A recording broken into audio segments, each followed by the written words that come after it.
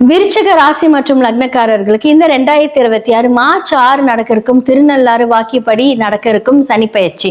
இவங்களுக்கு கடந்த 2.5 வருஷமா அர்த்தாஷ்டம சனியால பிரச்சனை, குடும்பத்துல பிரிவு, திருமணத்துல பிரிவு, லவ் லைஃப் அப்படிங்கிறது ஸ்லோவாய் பிரிவு, நிறைய பிரேக்கப்ஸ், தொழில பிரேக்கப், வேலையில பிரேக்கப், இந்த மாதிரி நிறைய லெவல் ஆஃப் பிரேக்கப்ல சந்திச்சு ஒரு வழியா ஐயோ என்னால முடியல. ஏன்னா 4ஆம் இடம் அப்படிங்கிற அந்த ஒரு அர்த்தாஷ்டம சனி உங்களை தூக்கி போட்டு மிதிச்சு, தூக்கம் இல்லாம, கையில காசு இல்லாம, தொழில நிறைய லாஸ், நாம எந்த காரியம் தொட்டாலும் லாஸ். அப்ப வீடு கட்டியிருப்பீங்க, அப்படியே ஸ்டாப் ஆயிருக்கும். செவ்வாய் அப்படிங்கிறது பூமிக்காரகன். அப்ப பூமி சம்பந்தப்பட்ட தோஷம், சகோதரன் கிட்ட பிரச்சனை, வம்பு வழக்கு பிரச்சனை, பண ரீதியான பிரச்சனை, இந்த மாதிரி எல்லா பிரச்சனையும் யார் கொடுத்துருப்பாங்க இந்த காலகட்டத்துல? அந்த அர்த்தாஷ்டம சனி கொடுத்துருக்கும்.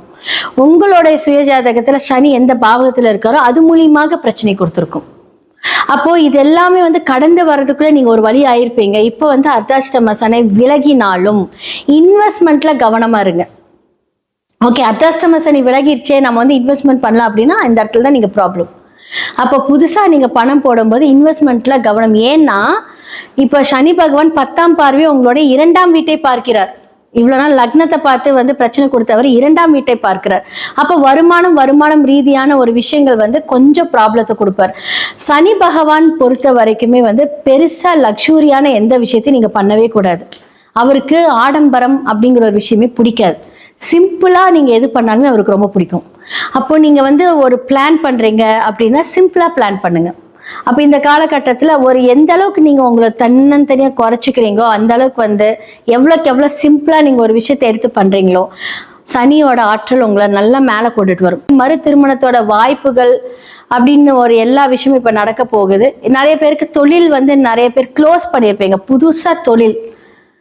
அதுதான் நான் சொன்னேன். அது நீங்க ரொம்ப பெருசா இன்வெஸ்ட் பண்ணாம ஒரு லிமிட்டடா பிளான் பண்ணுங்க, கண்டிப்பா உயர்வு வரும்.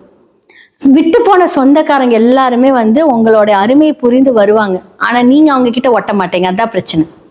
ஏன்னா சனி பகவான் அர்த்தாஷ்டம சனி பிடியில இருந்து யார் யார் எப்படின்னு காமிச்சு கொடுத்துருப்பாரு இல்லையா?